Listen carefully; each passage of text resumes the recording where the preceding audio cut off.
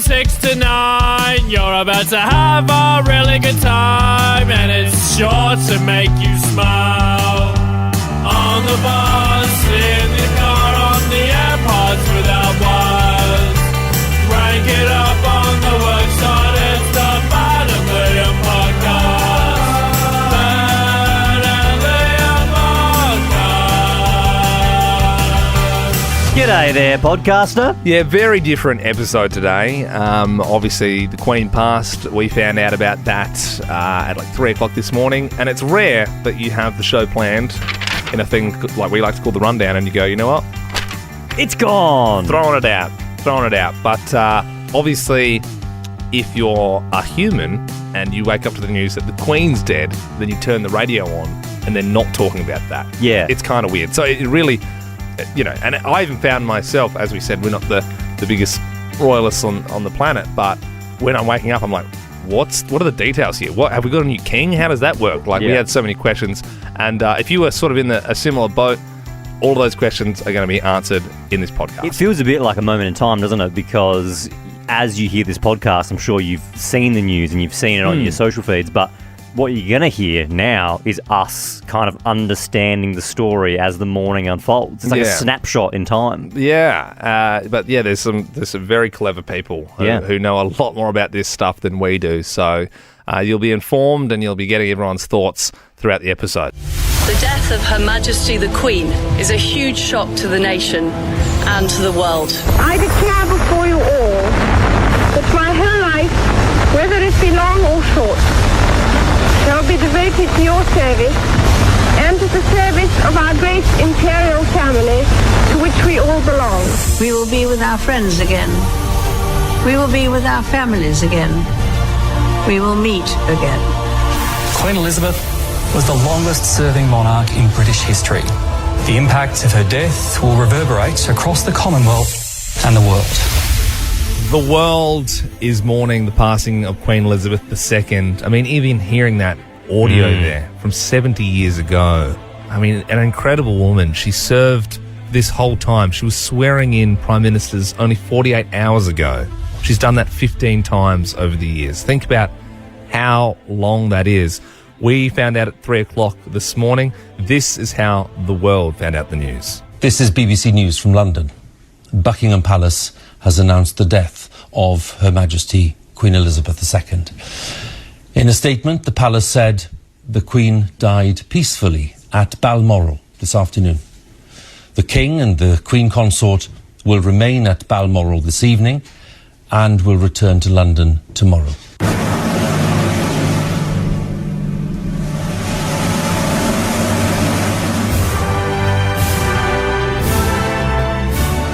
You heard the reporter there mentioning the King, King Charles III. He's been sworn in already. The Queen passed in Scotland. She was surrounded by family. All the princes were present. Harry was back from the US. Look, there's so many questions flying around this morning. I know I had a lot when I woke up and saw the news. If you would like to give your thoughts, 13 24 10, Ben and I would love to speak to you. We're also speaking to experts across the morning. Vincent McAviney is our UK correspondent. He joins us now. Vincent, you just got off an official Prime Minister's briefing call from Downing Street. What was said? Yeah, that's right. We were given a number of updates. Officially, a period of mourning will start tomorrow for 10 days. Culminating in the funeral of Her Majesty the Queen. We were told that Liz Truss, the new Prime Minister, was told at 4:30 p.m. this afternoon by the Cabinet Secretary that the Queen had passed away. So we now have an indication that it was earlier on in the afternoon. The official announcement didn't come out until 6:30, until several members of the royal family, like Prince William, Prince Andrew, Prince Edward, had arrived in Scotland on that jet. A meeting is about to take place tonight between relevant members of the government led by the Prime Minister Liz Truss, heads of department, the police and the palace to set in course the timetable for the next 10 days. It was widely known that this was called Operation London Bridge. Because she passed away in Scotland, it's actually known as Operation Unicorn, and the plans will have to be adjusted slightly for what will happen over the next few days because of her being in Balmoral. So for anyone that doesn't know, Balmoral is in the sort of northeast of the United Kingdom, right at the sort of top of Scotland, near to the city of Aberdeen, so quite away from London, where she will be returned to. And Vincent, you mentioned Liz Truss there. I mean, what a week to start on the job. And you think this is the crazy thing about the Queen, 96 years old. She swore that Prime Minister in merely 48 hours ago. Like, that's how close she was to her passing, that she was still doing these duties. So you can see why she's had a huge impact around the world and, of course, in the UK. What's the feeling like on the ground at the moment? It is incredible, just to reflect on the work ethic until the end. Yes, as you say, she swore in her 15th Prime Minister, invited Liz Truss to form a government on Tuesday. Liz Truss was born in 1975. Prime Minister who was in office when the Queen came to the throne, of course, was Sir Winston Churchill. He was born in 1874. So to give you a size of the span of her reign, that is the situation with her prime ministers. She also continued working in the past 24 hours, sent a message of condolence to Canada for that series of very horrible stabbings in Saskatchewan, and also was confirming the ministers and secretaries of state of Liz Truss's new cabinet. So she worked right until the end of her life. I think there is a real sense of shock in the UK because, yes, people knew that she was slowing down. And in the photo that came out on Tuesday, I think many people who've had elderly relatives recognise that sort of sudden drop of weight, that looking a bit frail that happens towards the end. And particularly, of course, when a life partner is lost, things seem to speed up a bit.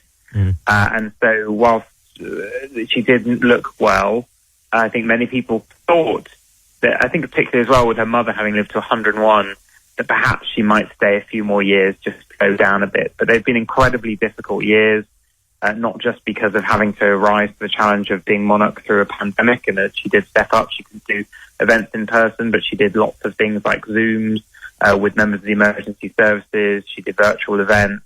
She gave a televised address. She's tried to go back to work since then. She's appeared at a couple of events in person in recent weeks, opening the Elizabeth line in London, going to the Chelsea Flower Show. So I think there is a real sense of shock that, you have to be, essentially, she's been on the throne for 70 years. You probably have to be at least 75 to remember anyone else, the king before her father, and the coronation. For the vast, vast majority of people in this country, it's all that they've known. She's a background and constant. Her face is on the money, as I know it is there. It's on the stamps. It's a portrait you see in any public building. She is someone who everyone feels like they are, she's the nation's grandmother. And of course, she is also an actual mother, grandmother, great-grandmother. And it is sort of fitting that she has passed in Balmoral, a place where she has made it known is her favourite place to be. She spends several weeks every year there because she likes being in the country, but also it is a place of privacy for her and her family. It is where, of course, Princes William and Harry were when their mother Diana passed away, and the Queen, the only time she's really been criticised in her reign was during that period for not coming back to London quickly enough. But she has always, or the family have always said, well, it was also a private tragedy, and that was the best place for them to be in that period. And now her family are gathered there for some time to reflect with her before they have to face their public duties once again. Our UK correspondent, Vincent McAviney there. Thank you so much for your time, Vincent. It's certainly nice to hear that the Queen passed around her loved ones in, by the sounds of things, her favourite place in Balmoral in Scotland. A snorkel a day keeps the doctor away. Jump on the What If app to book your holiday with hotels, holiday rentals, cabins and more. What if it's Aussie for travel? We're all waking up to the shock news that Queen Elizabeth II has passed away at 96 years old. A lot of emotions flying around this morning. Yeah, and we said give us a buzz, 13 24 10, if you have any thoughts or feelings, Liam. But speaking of feelings, I mean, Abby, in the newsroom, you reading the news there. Are you a bit sad about the news? I actually am. I don't know why, but I just all of a sudden got really teary. And her quote of, grief is the price we pay for love is just absolutely beautiful. I think, like we were talking about before, we've grown up for so long and she's always been the Queen and been a part of our lives. And yes, we're in Australia and she's not directly here. But yeah, it just gets you sort of, and seeing all the tributes, I think, because you're reading everything, it just, it does get to you. For me, it's that thing of I'm not necessarily the biggest royalist, but if you look at this person, you go, she really dedicated her entire life to this job. 70 years. I mean, she's passed away. She was 48 hours ago. She was swearing in prime ministers. Like, who anywhere works until that point of their life at 96 years old? So I think there's a respect for this woman around the entire world, and that's why there's been such a shock and an outwave of emotion this morning. Going to the phone lines, Julie in Findon. How are you feeling this morning? I'm just, we knew it was coming, but then you're shocked when it happens. She was such an inspirational lady that always poised and no scandal, to be in the public eye for that long and to have such a blemish-free legacy is something that I don't think we'll ever see again. It's so true, Julie. I mean, you certainly can't say that about many people in the public eye for that long. Alex joins us now from Birdwood. What are your thoughts about the story this morning? It's such a bizarre feeling, really, when you think about it, because none of us have ever, met the Queen, but she's just been such a, she's been in, like was said, everyone's lives. Like, I'm not the biggest royal myself, don't really follow it, but, it's still, like, sad news, you don't want to hear that in the morning, and it's just, a lot of people will probably be, I don't care, but, like, you would have got hit by a bit of emotion from it. Absolutely. Certainly. Yeah, it's that thing where you're like, oh my God. Like, because and I think also, I'm sure you're in the same boat, Alex, but it's we in this generation have not lived in a world where she hasn't been the Queen doing these things and performing these duties, and there's going to be a readjustment period, of course. Certainly. Alex, thanks for sharing your thoughts, mate. Anastasia in Mawson Lakes, how are you feeling this morning? Hey, good morning, guys. Well, my grandma passed last year, and she was the same age as the Queen, and it's just memories and happiness that, they suffered. Like, my grandma was a little bit ill, so the fact that she had passed was a relief, and that you got to enjoy her memories, and you just think of the happy times. And that's how I think what I'm going to think of the Queen as well, is just the memories that we saw on TV of her, what she brought into this world, what she brought to a lot of other people. I think we just cherish and enjoy her and remember her for who she was. Beautiful words, Anastasia, and I know it's a state of shock at the moment. Tom, how are you feeling? What's going through your mind? Howdy, gents. First time call, one time this time, but I won't lie. It's a bit sad because you can't really do much of a better job than what she's done for the past 70 years. But at the same time, it's exciting, I guess. New coin, new money. It's interesting, isn't it, Tom? Because it's funny you say that, because I wanted to ask somebody that exact question. Does that mean that we do get new money? Does the money change? Well, yeah. I would assume so. I would assume so, but after the Mint would have to do that pretty soon. And the other thing, Tom, is the obviously we celebrate the Queen's birthday weekend. Will we still do that as a celebration of her life and the reign, or does that change as well? Was it like, That's a fair point. Will they change the holiday for that? Yeah. Is it a King's birthday weekend? Well, Tom. Yeah. Thank you for your call this morning. No worries. It's an interesting thing you bring up with all this child stuff as well. Have a listen.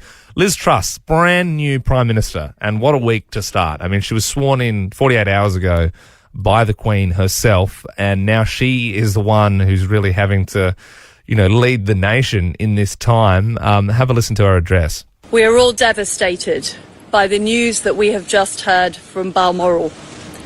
The death of Her Majesty the Queen is a huge shock to the nation and to the world. Queen Elizabeth II was the rock on which modern Britain was built. Our country has grown and flourished under her reign. Britain is the great country it is today because of her. She was the very spirit of Great Britain, and that spirit will endure, exactly as Her Majesty would have wished. God save the King. How's that? God save the King. Yeah. Already, I nearly said it myself. Because you're so used to saying it. You're so used to saying it. But yeah, we do have a new monarch, even here in Australia. King Charles III is King of Australia. Yeah, so when the Queen died, he immediately became king without ceremony.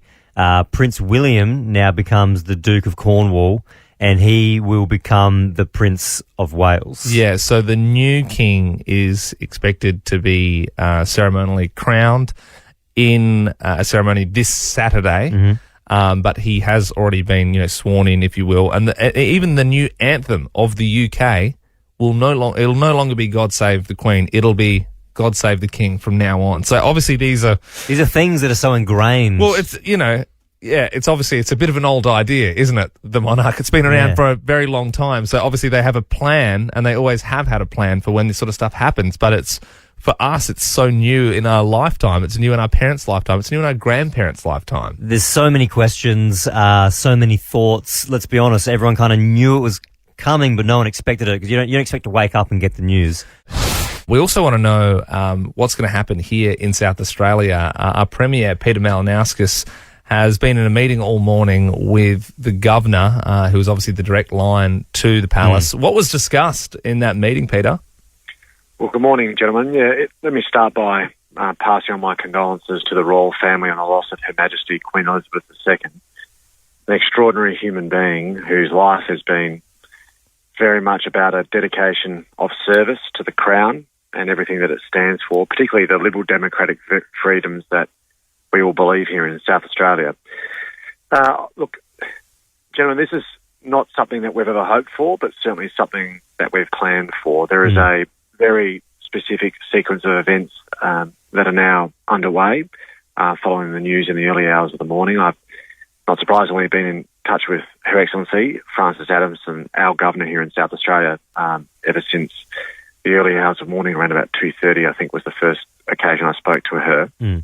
Already this morning, we've commenced with a really very specific South Australian tradition, which is the hanging of what's called a hatchment, which is now on the left-hand pillar on the front gates of Parliament House. It's a very specific insignia, if you like, recognising Queen Elizabeth II. This has been a tradition that's been done in South Australia ever since the passing of Queen Victoria. Now, of course, for most South Australians, we've never seen this before because it hasn't happened in 70 years. But that gets hung on the, like I said, the left-hand pillar. So when people go past North Terrace, they'll be able to see it there this morning. The Government House has already been opened for the signing of condolence books. So any South Australian is welcome to go into Government House this morning and sign a condolence book. The Governor and I perused the setup that is both in the main foyer but also the ballroom of Government House, and I want to thank the Governor for facilitating that. Her office and my office have been planning this for some time. Black banners are being hung around the state, or certainly in up King William Street. Those have obviously been prepared and will be going up shortly, and naturally we're flying flags at half-mast. And this is just the beginning. So, and there will be other events that will get laid out throughout the course of the day that will be an opportunity for people to celebrate the Queen's life. Peter, thank you so much for joining us this morning. It just goes to show what a massive impact she has had around the world. I mean, if you've been up since 2:30 this morning and there's half-mast and, black banners and these old-timey things are being hung on Parliament House, could you imagine what the world's doing right now? Imagine what the UK is doing right now. It really shows the impact. And as Peter Malinauskas mentioned there, thank you for your time, Premier. You can pay your respects here in South Australia. This morning, Liam, we learnt of the news, the sad passing of Her Majesty the Queen.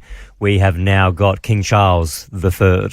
We're getting your thoughts, answering all your questions, and reflecting all across the morning. As is tradition at this time on a Friday, we are joined now by Jodie Oddy. Good morning. What a shock to wake up to, Jodes. So sad. When did you... So I'm assuming like most people, it rolls out like this. You wake up, you look at your phone, and then there's a notification. Is that how you found out? Well, producer Belle notified me. Oh, really? Yeah. We got the old producer text as well. Yeah, she just said, can you still come in and have a chat about the Queen, which is, it's like I didn't think I'd be impacted by it, but I got up and I watched a few of the morning shows, and they were doing those beautiful tribute packages that, by the way, all the TV stations had them banked up. Of course they would. So because she's, 96? 96 years old, served for 70 years. 70 years. And I think, like, what tipped me over the edge, my mum sent me a text, and it's the Queen holding Paddington bears. Oh, did you see the on Twitter this morning, the Paddington Bear account? Please don't ruin me. Don't. What? Said, thank you, ma'am, for everything. Well, the one my mum sent me was, can you take me to my husband now? And I was just, the Paddington thing's always been there. But you can see, like, it's funny thinking, like, Ben and I have mentioned this a few times this morning, but not necessarily the biggest royalist in the world, but you're sort of like, this woman's dedicated her whole life to this thing. Yeah. And, surely, when you're getting close to 90, isn't everyone like, I'm old, let me just relax and live my life? She's still doing these tours, and she's swearing in prime ministers, and it's such a service beyond, isn't it? Well, I think the emotion for me comes from two things. Like, firstly, it makes me think of when my own grandma passed away, and that still brings me to my grandma and grandpa. And then I don't know how people feel about death, but for me, it keeps hitting me because I keep forgetting that they're not here anymore. So, all of a sudden, you go, I think of Hobart, where I grew up, and I was like, Nana Pop's house. Oh, they're not there anymore. So and I think that seems to be the sentiment, isn't it? It's almost like the world's grandmother has passed away. It really does. That's a good way to put it. How wild is this? You need to be in your 70s to have any memories of her dad, the last king, like how long she served for. So this is like such a generational thing. Like we're talking 3 generations here. Did you ever get to meet the Queen? I never met the Queen, but I just remember a really funny story. My ex-husband, who played cricket for Australia, went and met the Queen. And then there's a guy called Nugget who's basically... Nugget Rees. He's like the team mascot. And he met her and said, shook her hand and said, Your Majesty, how's the corgis? And she had like over 30 dogs I was seeing this morning. She did. I know, but she just seems like such a beautiful human being. And if you've watched The Crown, have you guys watched The Crown? Of course, yeah. It hits on a whole different level. And I think when people who've watched that show, I've watched that show, but you think that whole, that sense of duty, and then she's trying to balance her own life. And that, I mean, I'm sure that's dramatized, but that is also the reality of it. Like, there's probably a part of yourself that you got to give over to this ancient sort of thing that's been around for so long, and that's something that she did with poise for all those years. They were saying this morning she's the only queen to have visited Australia. The only queen. The only queen. To have come down under. Nicole in Clarence Park, we've asked the question, did you ever get the chance of meeting Her Majesty? Did you? Yeah, good morning, guys. When I was 8 years old, my dad was actually the mayor of Happy Valley Council. Yes. Right. And there was an opening of, I think it was a library or something like that up there. And so there was a couple of thousand people lined up there near the library and the council chambers up there. So I got to give some flowers to the Queen. So that was great. Whoa. Wow. Did you get to say anything, or was it was probably a brief encounter, I'd imagine? Yeah, I don't know. It would have been too intelligent. I think I was 7 years old. So... Well, yeah, I mean, and that goes to show, Nicole, like, when you think about it, obviously, they live a pretty lavish life, these royals. Yeah. But they do, but she is also at the Happy Valley Library launch. Yeah. Do you know what I mean? Like, she was doing that and that sort of stuff for 70 years. Nicole, that is a long time. You've obviously got your story there about when you met her and gave her the flowers, but how do you feel this morning? What are you thinking? Yeah, look, I think it's a sad day for the people of Britain and of Australia too.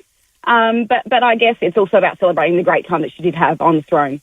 Yeah, absolutely. And I think that there's probably a lot of the world are in a state of shock, and there's like a sense of mourning, but that will turn to a celebration of her life at some point. But also, can you imagine being mid-90s and still turning up for Zoom calls? God. And that woman worked so hard. It would be just doing your life in. You know what's also strange? When you roll into a new year and you have to get used to writing the New Year number, now rather than having Queen Elizabeth, we've now got King Charles. Yeah. It feels weird saying King of Queen, doesn't it? It's God Save the King now, literally. Yeah. That's how the Prime Minister finished her address. And they're changing the song now as well. Are they? Yeah, and then there's a question of the money. Is that going to change? There's a question of the long weekend. Is that also going to change? Yeah, right. Tony in Paradise, you didn't meet the Queen, but I believe you met the new King. I did, yes. About a month or so ago, my wife and I were in the UK. Yep. And we're in a little village near Torquay. Mm. And not many people knew he was coming, or him and Camilla were coming, but we just happened to be there. And as he walked to go and meet some people that he was obviously scheduled to meet, I just shouted out, "Excuse me, sir, can I get a wave for Australia?" And he said, I don't believe it. I don't believe it. Don't tell me you're from Melbourne. I said, no. I said, I'm from Adelaide, the best part. He said, I remember I was in Adelaide. It's very, very hot over there. Give it my love. Wow. A very good impression as well, Tony. So are you an Adelaide native, or you obviously got family in the UK? I'm detecting a little bit of an accent. Yeah, no, I was born over there. I was actually on a bridge in the town Hayes in Middlesex. I was on a bridge there when the train went through with King George's body on it with my dad. Oh my goodness! Yeah, so I've been over here since 1970, but I was born and raised in the UK. Yeah, right. And Tony, so as a Brit who's moved over to Australia, is this bringing up any unexpected emotions this morning? How are you feeling about the whole thing? When I first saw it on the news this morning, I guess I think a lot of people would understand that we expected it, but what gets me is when people start talking about it, like when. Yeah, the emotion before when you were speaking to, crazy. But when you're speaking and talking about Paddington Bear, and you hear things there, and it hits you quite hard. Yeah. But yeah, anyway, there you go. Thank you for your time.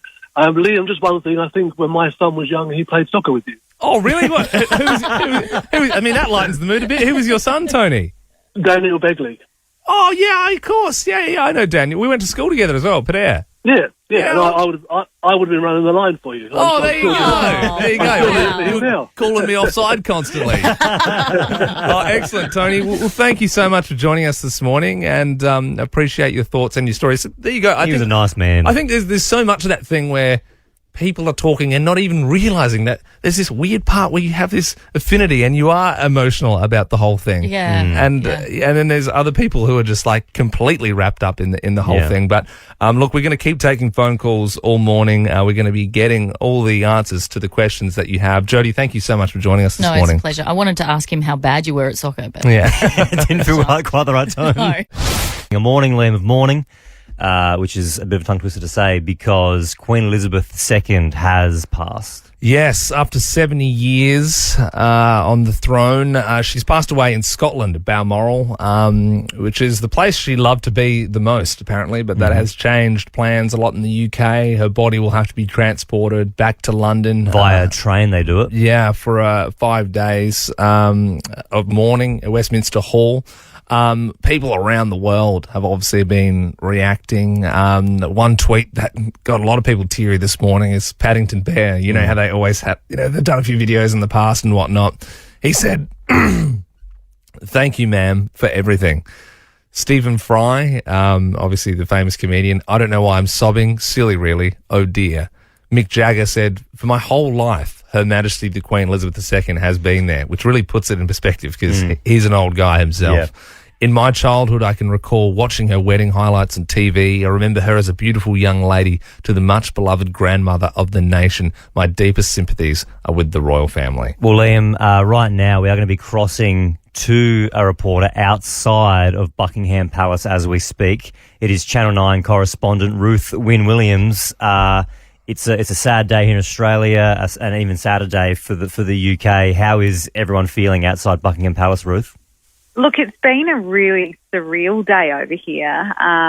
Outside Buckingham Palace, there have just been thousands of people coming down to pay their respects. They went down late Arvo, and just throngs of people coming out. There's a train station just nearby, and there has been just a constant stream of people coming out of that train station from sort of early afternoon when it kind of started to do the rounds over here that things weren't looking that good. Certainly when you've got the Archbishop and you've got, the Governor-General tweeting about the Queen's condition. People over here have a general understanding that that's more outward than they might normally get from those officials. So they certainly knew early this afternoon that things weren't looking that good. When the news came through around 6:30 p.m. London time, it's sort of, there were thousands of people outside Buckingham Palace, but it just went just so quiet as the flag lowered in front of everybody and everyone kind of looked towards Buckingham Palace, and it was quite an incredible moment. It was surreal, and you know, now people are still sort of trickling in down there. There have been rounds of applause. There have been, you know, 3 cheers for Her Majesty that sort of rolls through every 20 minutes or so, and the pubs are full tonight. People are shocked, even though they knew that, you know, she was coming to the end of her life. People here are shocked, and it was a day that, even though they knew it would come, no one sort of imagined it was quite so imminent.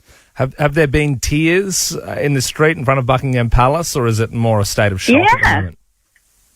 No, there have been tears, and you know, coming from Australia, you know, you look at people, and as a young woman, I sort of was looking around, and there were people, you know, in their early 20s holding each other and crying, and young women carrying big bunches of flowers towards Buckingham Palace, and for me, that was a real moment. You know, you kind of realise that people have grown up with this woman. She's an icon. People have grown up with her in their lives, and no matter what you think of having a monarchy, there's certainly a great deal of respect for the amount of time and what she has dedicated to public service. So yeah, there's been a lot of emotion. At one stage I saw a guy cut through the crowd, and he had a backpack on. I don't know if he was a bike courier or you know, a fast food delivery driver. There's a big road outside Buckingham Palace, and I saw him bike through, and he had a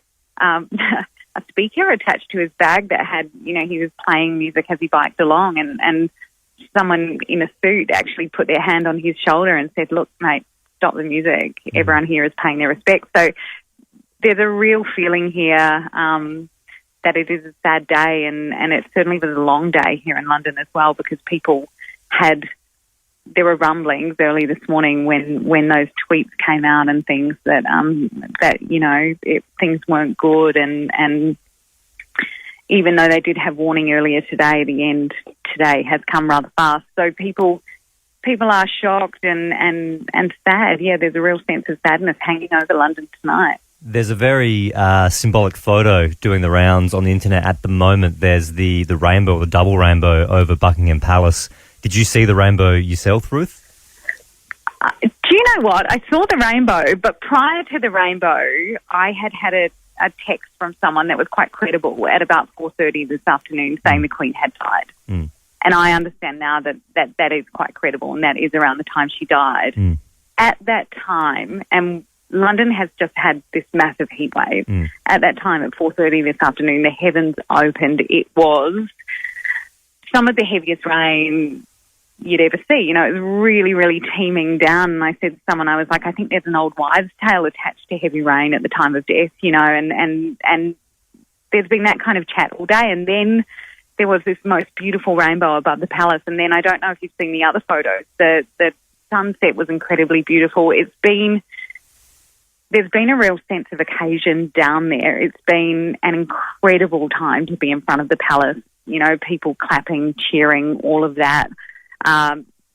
There's quite a plan in place for the next few days. You know, the family's up in Scotland at the moment, but there's a huge plan for what will unfold over the next few days.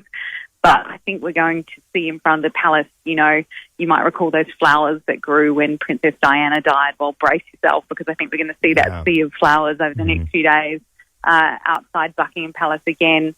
I will never forget today and being outside of the palace, that moment when the flag went down, and when you're among that many people and it goes that quiet, it makes the hairs on the back of your neck stand up. It was truly remarkable, whether you're a monarchist or not.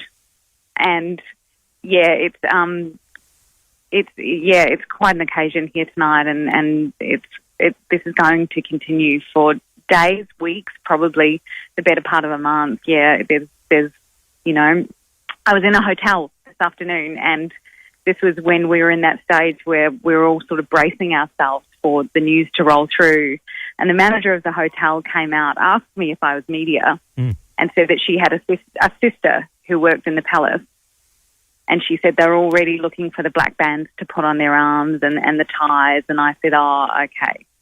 So the news has come through, and she said yes. So it's, they've got protocol, and the plans are being enacted, and it's going to be a huge occasion, the likes of which England and Europe, I guess, have never seen.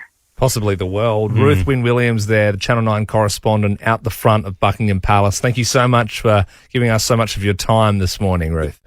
Liam, I'd say the mood is somber, but I thought maybe we could play some fun audio this morning. Yeah, we've got a little piece here from one of the Queen's former bodyguards telling a little story about how some American tourists came across the Queen.